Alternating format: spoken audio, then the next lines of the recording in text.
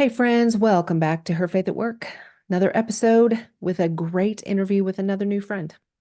Let me just say, I was not expecting new friends to be on a list of perks when I started this podcast journey back in January, but it has been rich and surprising, and it really has just been a gift. I think it's difficult as an adult to find women who you have a lot in common with. It's just harder to make friends when you're an adult, I think. Um, and it's just been great. So I am excited to have this conversation and let you in on it with Kimberly. She is an accomplished business owner. She actually owns two LLC companies.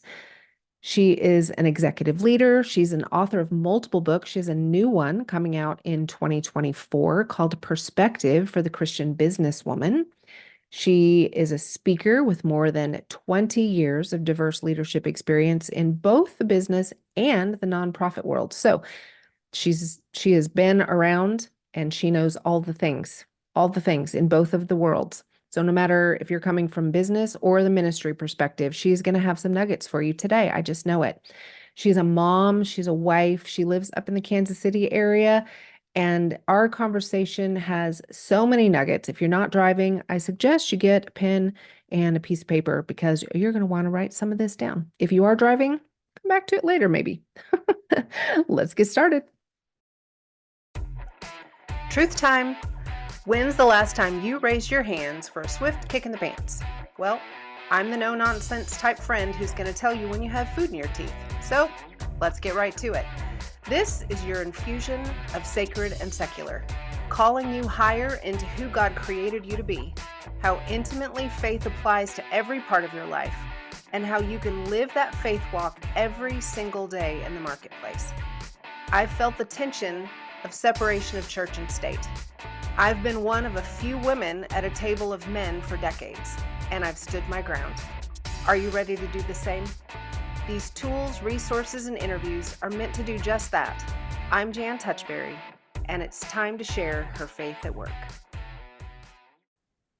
Friends, I have an episode that I think you are really going to enjoy today, especially those of you who are in leadership, aspire to be in leadership, or think, heck no, I would never want to be in leadership, which basically those three categories cover like all the humans. So what I'm saying is you're really going to enjoy my guest today. Her name is Kimberly.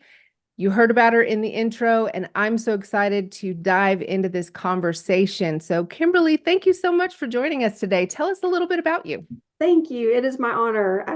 As I've shared with you before, I have grown to just love your podcast. I'm so glad that I Thank you so come much. across it, and now it is in my subscription list and such a fan. So it's an Whoop, whoop. honor. Thank you. So I live in the Kansas City area, and I always say first, Jesus girl, but I'm married to Mr. Wright and my husband John for almost 28 years. We've been together for about 31 years. It is true. You start kind of losing track after a little That while. is true. That is Yeah. very true. I found myself just the other day, someone asked how long we'd been married, and I had to stop and think about it. I didn't think I would ever get to that point. Yeah. And you can't do math fast enough. I'm like, we should have gotten married No. like in an even year that made it Hmm. easy to do. Right there. Yeah. And then we are the proud parents of four now almost adult children. My youngest, which is a girl, I have three boys and a girl, and she just graduated high school and will be turning 18 next month and is headed off to college. And so we're in a whole new season right now. Yes, you are. And yeah, Almost empty nesters. That's it's great. it's bittersweet, not gonna lie. It's For sure. great and exciting, and I'm excited for her and sad for us because we really genuinely like our kids. They're a lot of fun, they're great sense of humor, and they seem to enjoy hanging out and being around us. And so it's always tough when they fly the coop. Yes. Yes, it is. I have four myself. They are grown and mostly out of the house. Yeah. Um, I have the opposite of you. I have three girls and a boy, Okay. and all the girls are married. My son is a traveling musician, Oh, and so he is away more than he's home for the most part. And so that we're kind of his home base. So he's mostly out of the house, but yeah. back, and I like the back. For sure. I like the back. Anybody out there listening who is a parent to adult kids can understand that. And if you're not a parent to adult kids yet, get ready because it comes so fast, It does. It so does. fast. People warn you about it and you don't really believe them. And then you blink and it's here. Hmm. Or Yeah. even if you do kind of be like, okay, I get that. I can see that. There's literally nothing you can do to change it. Nope. I mean, it just, you can try to savor every moment and it Yeah. still is a vapor. Yeah. Yeah.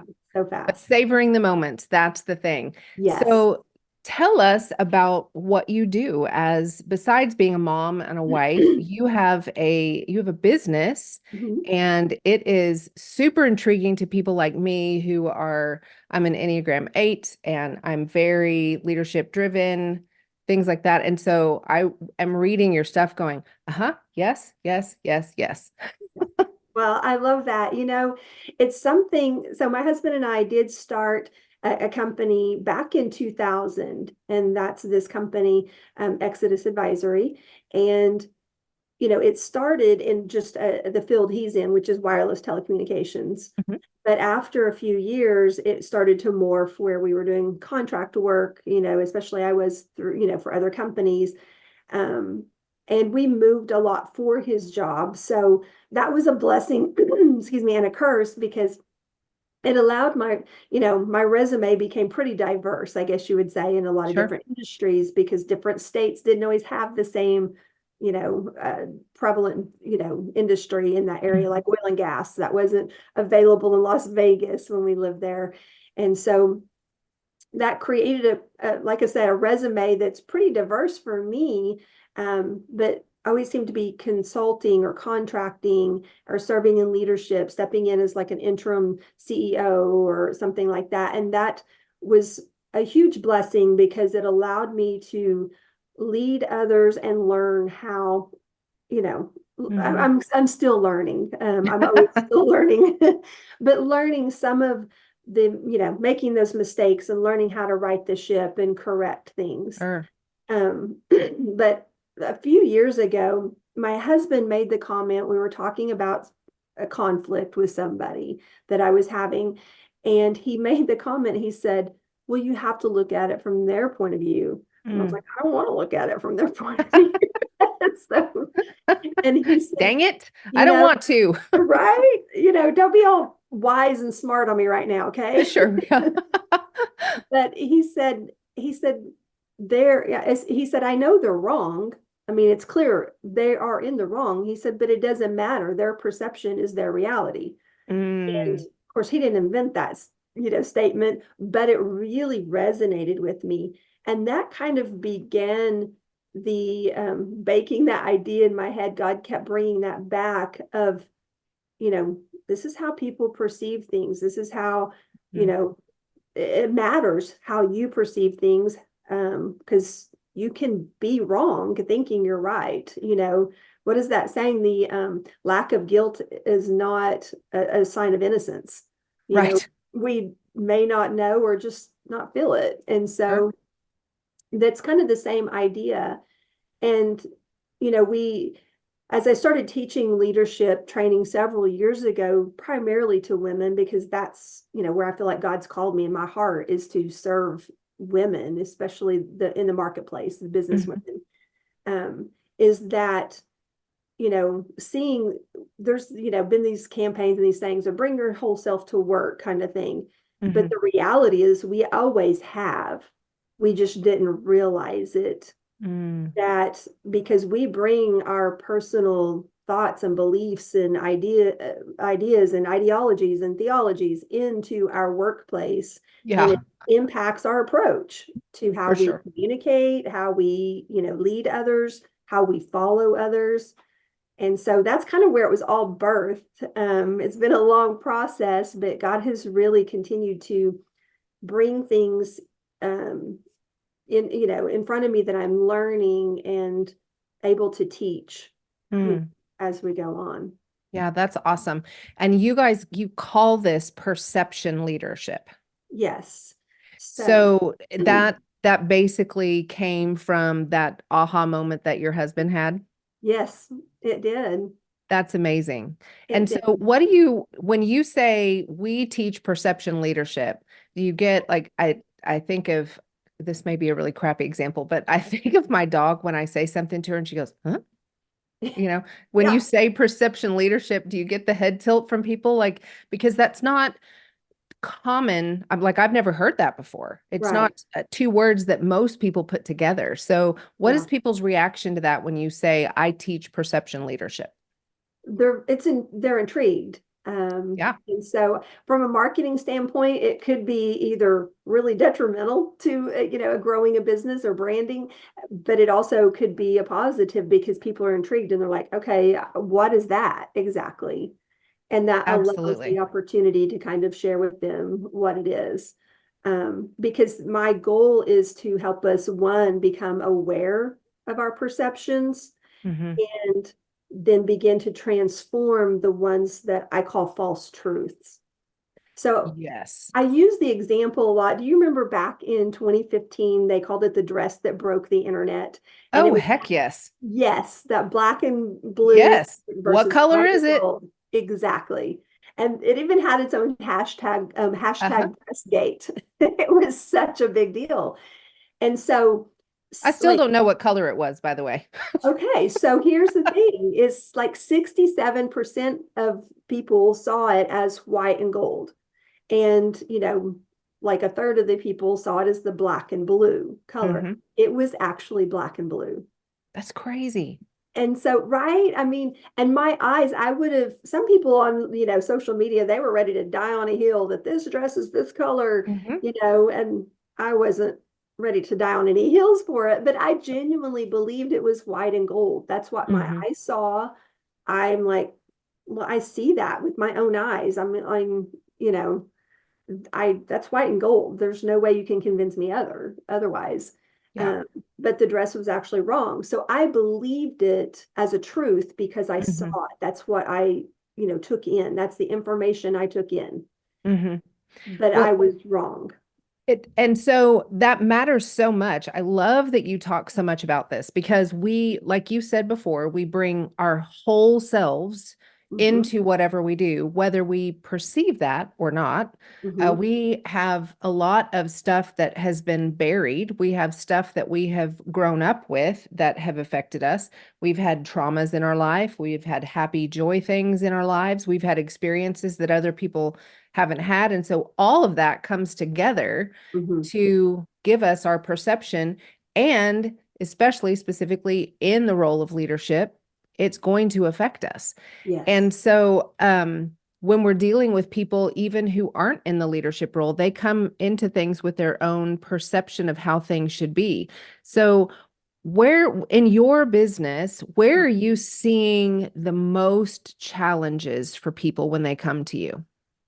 So I see it a lot with women. I typically I don't work with what I would call the like a Fortune 500 C-suite type woman. That's, Mhm. not usually the women I'm working with. I work with more what I kind of call accidental leaders sometimes. Yeah, I They're fall into women. that category. Yeah, we set out to, just have a career, make some extra money, or whatever. We grew into it. And Hmm. the next thing you know, we're like, okay, I'm good at this, or I enjoy it, or, I feel like this is where God's called Yeah. me, whatever scenario for each of us. And then next thing you know, you're in a leadership position and you have people that you're leading. Maybe it's one person, maybe it's 10, and those are the women that seem to struggle the most because Mm-hmm. it's like, oh, I woke up one day, I had 4 kids, kind of Oh, feeling. right. Yeah. I woke up one How did day that happen? and I have a team, you Yeah. know? And so those are the women I find that struggle the most with Mm-hmm. because one, they don't have the resources. There's not as much mentoring and Mm-hmm. teaching of women in the workplace. There's not as much being, poured into. Now that's starting to shift and change. And I don't think it was, I don't believe it was malicious necessarily by men, but it's easier to talk to mentor a man when you're writing to lunch with them in the car or have the conversations or Sure. on the golf course or places that women are not. Mm-hmm. And so just the opportunity for those, that mentorship that happens in bites and pieces has not always been readily available to women. And Right. so they're behind. We are behind, Mm. in some of that, opportunities to learn. Yeah. Yeah, that's really important. Mhm. And so how do you, I want to see how I want to ask this question. I want to phrase it carefully. I don't always do that. Um, you talk about gender bias, Mhm. and I feel like as a woman, um, most of the, I shouldn't say most, that's not fair, I don't think. But a lot of times as women, we feel like Mhm. we're the ones who there is bias against. Mhm.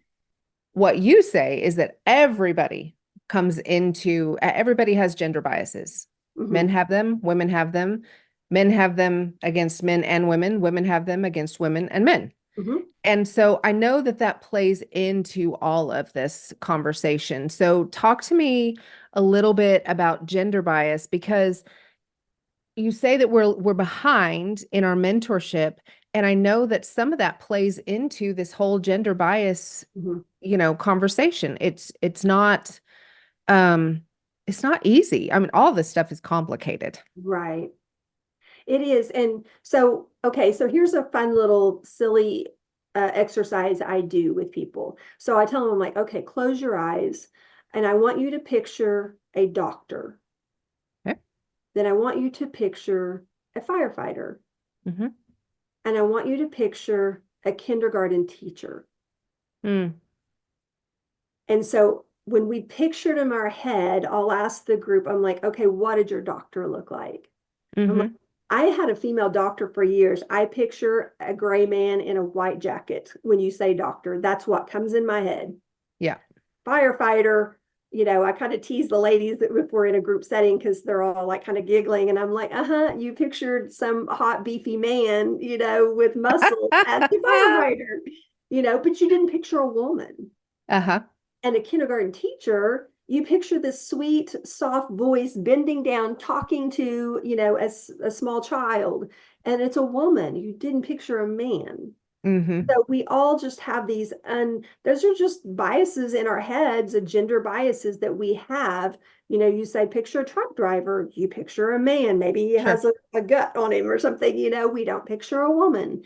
And so we all have these gender roles Mm. just that we've grown up with, that we've developed, especially depends on what part of the country you grew up in. If you're more deep south, I grew up in a Sure. small town, Oklahoma. There were more traditional gender roles Mm-hmm. Mm-hmm. then.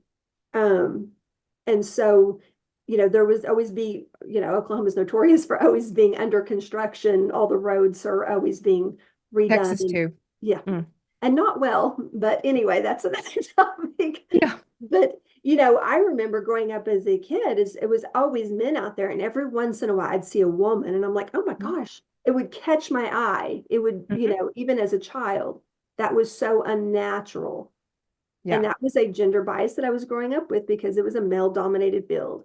And so Mm. that's just kind of an exercise to help us realize that we all have those. And when you Mm-hmm. think of a CEO of a company, I can't remember the percentage now, unfortunately, but it's such a small percentage of women in C-suite leadership Right.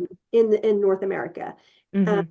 but women are over 56% of the workplace, the Mm. marketplace, workforce now. Mm. There's more women in the workforce than there are men. More women Mm-hmm. are graduating college now than men. Mm.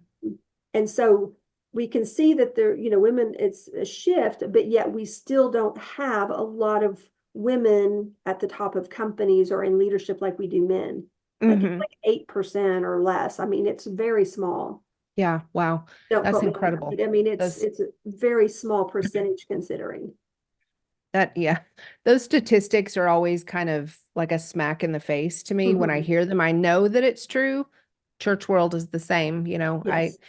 um but when you're talking about mentorship there, I think um I don't know that awakening is the right word, but I feel like um, there seems to be a little bit of an awakening of desire for women to go into those places and that are typically male dominated. Mhm. And for I know that I desire mentorship in those areas. And so when women are faced with being behind and gender biases that we know exist Mhm. in all the places. What do you tell someone who has aspirations for moving into more positions of leadership or changing or shifting things or would like mentorship by certain people that she's surrounded by in her workplace or, I mean, fill in the blank Yeah. situation that she might be in? What would your advice be for her? I two things is one, you have to ask for Mm, mentorship. And a man can mentor a woman and can be very valuable for her. So, sure. I think sometimes we think, oh, we have to have the same gender mentoring. Hmm. So, woman can mentor a man and benefit him the same as a man can benefit a woman or Sure. mentor a woman. I'm saying, okay. Yeah. Um, but so we have to ask, we have to let it be known that we're interested in this. I want to grow. I want to learn. I want to, advance. Hmm. I'm seeking your help. I'm asking for da da da da da. Let's have lunch once a week or once a month or whatever that looks like, Hmm. and show genuine interest. The other thing I think that's really important for us to do as women is we have to take ownership of our own development. Yep. So we have to be seeking out, whether that be a one-on-one personal coach, whether it's listening to podcasts like this and other, leadership podcasts, and learning and gleaning, reading books. I mean, going to leadership seminars, whatever it is, we have to take ownership for our own development. And honestly, Mm-hmm. the Bible is one of the richest resources of leadership teachings that there ever will be. Um, Absolutely. so we're not lacking resources, but Yeah. we can't sit back and, say, well, nobody's mentoring me or I don't have anything. Oh, there's plenty out there. We Mm. we have to take the initiative. Yeah, I totally agree with that. So, what are some of your go-to resources that you tell people or suggest to people? I know you have your own book, Hmm. Well, and I'm sure yes. there are many other things that you Yeah. actually use when you're coaching. So I am in the midst of writing perspective for the Christian businesswoman. So Oh, wow. unfortunately, that's not released yet, but I'm working on that, and it will have address a lot of these issues. That's Um, fantastic. but there's so many authors out there that, I mean, I think everybody's familiar with John Maxwell. He's written probably Hmm. 50 plus books on leadership. There's a lot of um, leadership books about gender differences and so forth. I just started reading a book called The Male Factor. Oh, Um, wow. and it's a really, really good book. I'm only like two chapters in, I'm very new into it, but it's really good and very insightful. So, I mean, like I said, and Craig Groeschel has a great podcast on Oh, leadership. yeah. His is fantastic. Yes. I Um, wish he dropped more episodes, but the yes. man knows his boundaries. Once a month, that's it. Once a month, you Mhm. get the nuggets. And Christine Kane has a lot of great teachings as Yeah, well about, she covers a lot of topics, but, she does hone in on leadership sometimes. And, I think anything that she puts out is worthy of, I agree. of listening to. I totally agree. She actually, I think, just started a new leadership podcast that Oh, it's just been out for just a few weeks, I think. okay. So I may try to drop some of those resources that Yes. she just mentioned in the comments or in the show notes so that people can grab those. Um, so I'm just curious, back to the perception leadership Mhm. topic.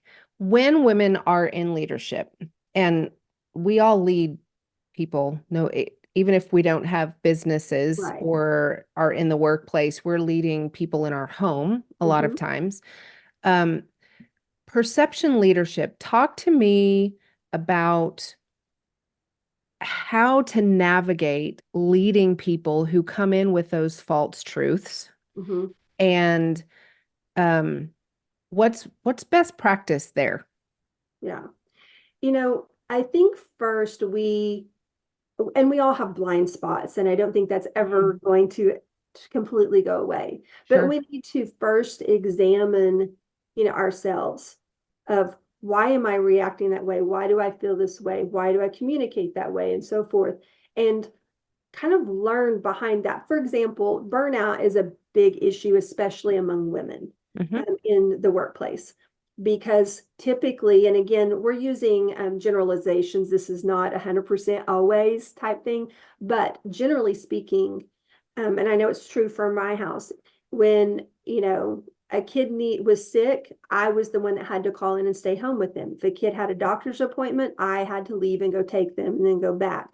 My husband didn't do those things. And he's a great dad. He's an involved dad, but that's just how it worked. And so that adds extra stress to a woman in the Hmm. workplace of Mm. and we tell ourselves stories of, well, I'm never going to advance because they think I'm, just a mom, or my kids are more Oh yeah. important, so my work isn't important. And so we have all this inner dialogue that is detrimental to our confidence and our approach to leadership. A perfect example is men typically delegate better than women. Hmm. And so let's use the scenario. Let's play a pretend scenario here that a woman has been with a company for 2 or 3 years, and she, had just stayed the course, and she was loyal. She learned everything. She's very effective and impactful. And so her boss gives her a promotion, and now she has two people on her team that she's leading and supposed to be delegating to. So she moves into this role.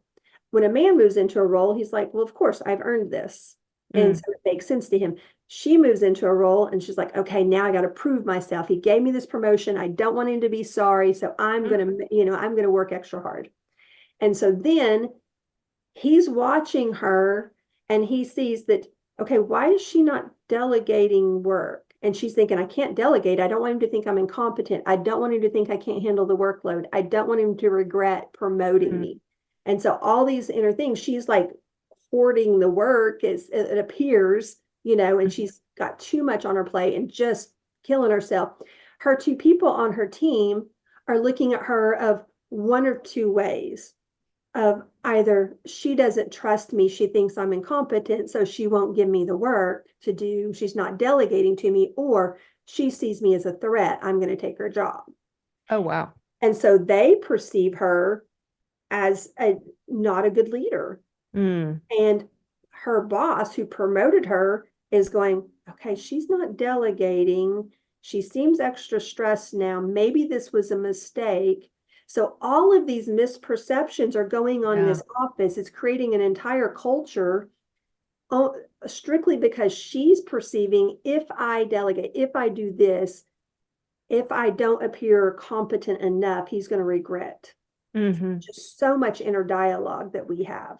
Yeah. We see things so differently than men do. God wired us that way, and it's a beautiful thing. But in the workplace, we have to acknowledge those types of differences. Sure. Um, and so, there's that rule. I'm sure you've heard that study that was done that men will look at a job description if they're applying for it, and if they know at least 60% of it, they will apply. A woman, she'll look at it, and if she doesn't know how to do 100% of everything, she won't even bother applying. And so it's the Wow. 160 rule. And I so had never heard that before. a couple of years ago, my husband and I are waiting to be seated at a restaurant. This was like 2 years ago or so.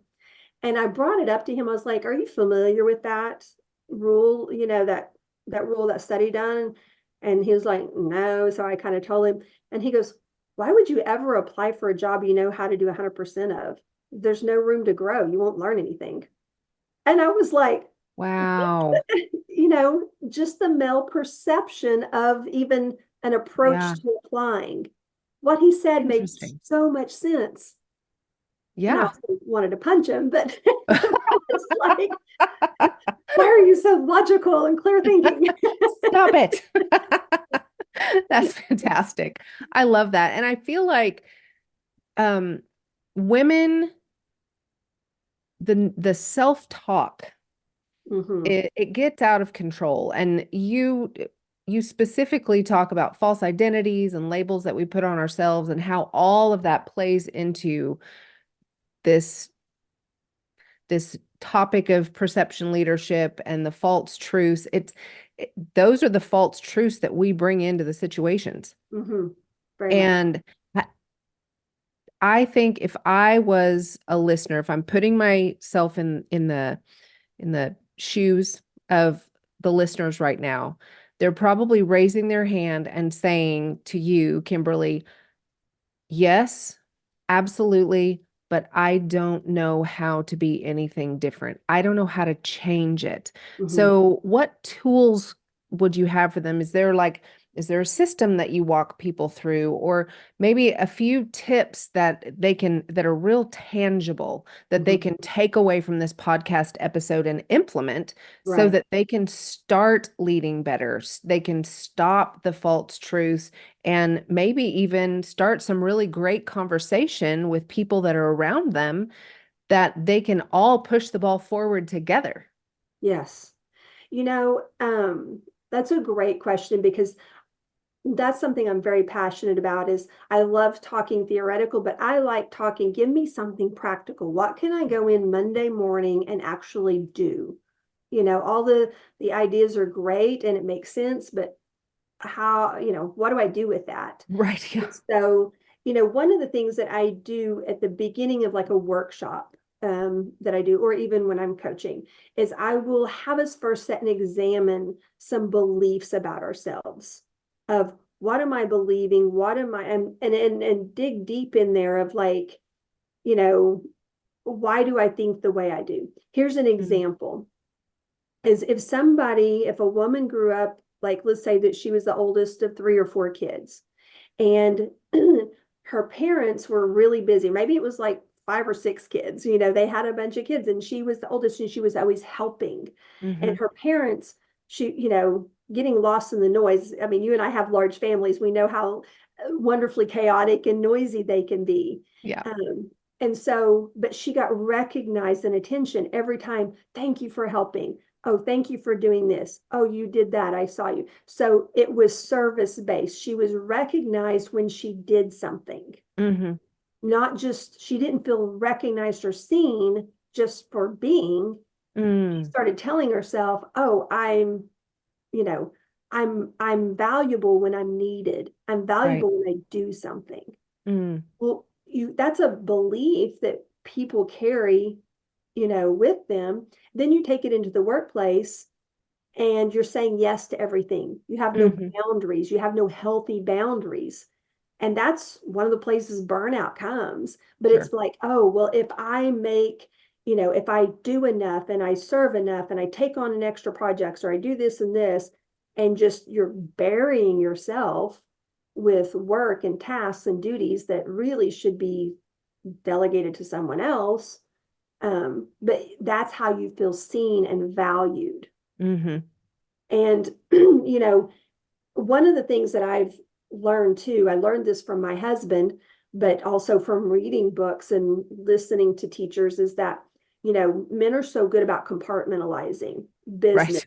you Yeah. know, whereas we take everything into business, our heart, our personality, our soul, da da da da, and men are like, they just flip a switch. Oh, I'm at work now. I'm in business mode. So a woman that, let's say that she's been like killing herself of I'm needed and so therefore I'm valued here, and then there's a company downsizing and Mm, she's laid off. It's so personal. It's like I put all of my blood, sweat, and tears in this. How could you do that to right. me? A man will be upset and devastated. My husband's lived through, three layoffs in his life because his industry is just like that. Hmm. know, but he's like, it's just business. It sucks. It's terrible, but it's just business. And Yeah. he's actually has been working in the past 4 or 5 years for someone who laid him off back in 2000, because it wasn't personal, Sure. to him. Whereas us, we just tend to take those things to heart. Mm-hmm. And so So that's, I'm sorry, go go ahead. ahead. Well, so to circle back to your question, that's one of the things is just really identifying what am I bringing into work? What label have I put on myself that is affecting my approach to work? Yeah. Yeah, that's really good. And um, what is so people can identify those labels, Mhm. and is there a way that is just knowing enough, or is there something they can do to, is there something more needed, I guess? Yeah. Well, that's the first start right there. And to me, Mhm. and so this is where it's always kind of hard when I'm speaking to a secular company or a secular group, Sure. because I have to, everything I've created is built on what, I believe are biblical principles, but you kind of have to um, kind of skirt around some of, speaking so bluntly. But Yeah, as a you don't Christian, have to do that here. It's yeah, fine. right. So, but as a Christian businesswoman, and those that are listening to your podcast, that's where it is so important to get our identity rooted in Christ. We are Hmm. not loved because we served so well or because we worked so hard or we, helped our parents with this or we showed up and we were a model student in school or we were the captain Hmm. of the basketball team or, whatever it is that we earned. We can't earn God's love. Yeah. And I went through a season in my life where I was just making bad choices and doing all kinds of things in college and just compromising my integrity and so much of that. Well, I've always been a Christian, I always loved the Lord and I knew I was doing wrong. So that just so much guilt and shame. So then Hmm. that was a label that the enemy just really pushed, Hmm. on me. And all of those things, they affect our identity. They affect, how we see ourselves. And Yeah. it's almost more powerful how we see ourselves than how we see God because we put that first. And that's where all the self-talk comes from. Hmm. We have to remember who our God is and Hmm. that we have his favor and we have his love simply because we are, Yeah. you Yeah. know. I totally agree with that. I think that really digging in, and if you are a podcast listener, you've heard it in multiple episodes, understanding how the Lord sees you Mm-hmm. and what gifts and abilities he has put in you, and letting those rise to the top and believing that he put those in you for a reason and that he wants you to use them and he wants you to grow them. And I think whatever your situation is, if you have people around you that you see that you would like to mentor you in certain areas, if, Mm-hmm. I mean, it may not be possible. Let's be honest. I would love Christine Kane to mentor me, but that's probably not going to happen. But she can mentor me through her books and she can Yes. mentor me through her podcasts, and I can grow in leadership by, you know, being ingesting their information. Mm-hmm. But I do think that there are practical steps like hiring a coach, attending workshops, Mm-hmm. conferences, things like that, that you can grow. And coaching, the one-on-one or group coaching, one-on-one is fantastic. It is Mm-hmm. individualized, it's awesome. But when you go to group coaching or you are at a conference or in workshops or masterminds, you're rubbing shoulders with other people. It's that Yes. iron sharpens iron thing. And I know you do all of that. So talk to us a little bit about what you do, because you mentioned workshops earlier, but I know you're also a speaker. Mhm. So tell us about what you offer. So I do speak at churches. That was kind of what I've done the most early on, starting back in like 2007, women's conferences, workshops, lots of moms conferences early on. And but business has just always been such a passion. And I honestly, I fought that for a long time um, because sometimes the church doesn't know what to do with a working woman. That's true. And it's not intentional. It's not that they're trying to omit, but I've led Bible studies for over 15 years, in the church. And sometimes it was in my home, but I would, teach like a study, the same study in the morning and the same study in the evening. Mm. And so the morning studies, the stay-at-home moms came in and they're coming in, with their Starbucks and their hair's askew and they got a baby on their hip and they're throwing them in. And the energy is so loud and crazy and fun. And the women instantly, they were vulnerable. They were connected. They felt, just free to share. My evening studies, without fail, it took weeks for the women to open up.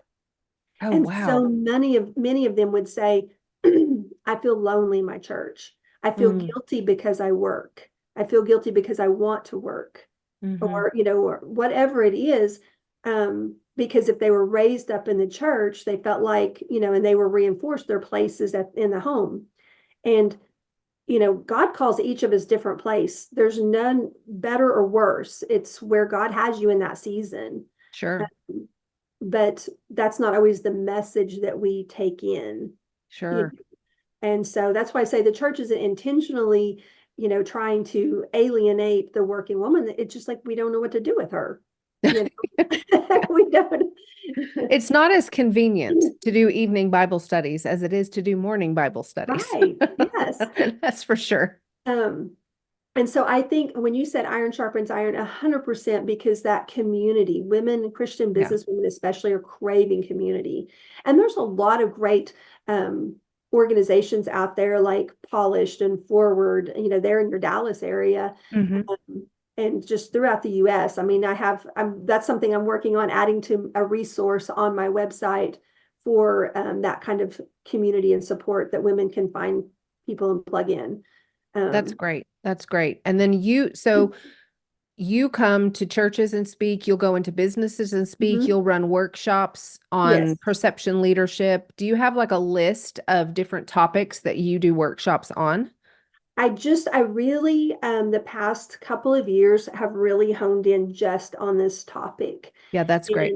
And so, if I'm speaking in a church and they want me to come, a lot of times it's always going to be around identity and knowing who we are in Christ. But that kind of bleeds into like other areas of our lives. So my second book was called Believing Out Loud: Trading Fear and Defeat for an Adventure with God. And the reason what believing out loud means to me is like when we know who we are in Christ, when we believe not only, who Christ is, but believe who he says we are, Yeah. It shows out loud. And we don't even have to say it with our words. It's how we treat people, we interact, we react, we carry ourselves, and I used to do sales trainings for women, and I would tell them, I'm like, sales is about relationship building, but it's all about posture and not just how we, set up straight kind of thing, but it's about our posture of how we come into something. I know when I was in sales, there were times that I'm like, I needed to sell so bad. I'm like, people can smell my desperation, Yeah. because the posture was poor. Yeah. Whereas like when I went in confident of like, what, sales have been good. I don't really need this. How can I serve them? It's all about posture. And that's the way I feel about our posture changes when we believe out loud who God says we are. Yeah, that's beautiful. That's beautiful. Well, this conversation has been so rich. Tell everybody who says, I need more of Kimberly. How can they find you? Where would you like us to send them? Well, so my website is exodusadvisory.com. So Exodus, just like the book in the Bible, advisory.com. And I'm on LinkedIn. It's K Writer usually, I think, or Kimberly. Well, I don't know. It's Kimberly. We'll link it. It's okay. Yeah, there you go. But I know on Instagram, I'm K Writer. Okay. Yeah, so that's it. Perfect. Yeah. Perfect. Thank you so much. This has been enlightening. I'm going to have to go back and listen and take notes because there are a few things that I know that I need to implement in my leadership. It's been so good. So thank you so much. I appreciate you. Thank you so much. This has been an honor. Thanks for joining me for another episode of Her Faith at Work. If the Lord put someone on your heart that you think needs to hear this message today, will you just smash that share button? And if you haven't already followed the show, I would love for you to do that. super extra points if you hop over to Apple Podcasts and leave us a review. That helps the algorithm pick us up and drop us right in the AirPods of people that need to hear what the Lord is saying to them today. I hope you'll come back for the next episode of Her Faith at Work. The podcast comes out every Wednesday. And if you look down in the show notes, I've even got a couple of free downloads for you that I think you will really enjoy. With that, have a great week. See you next time.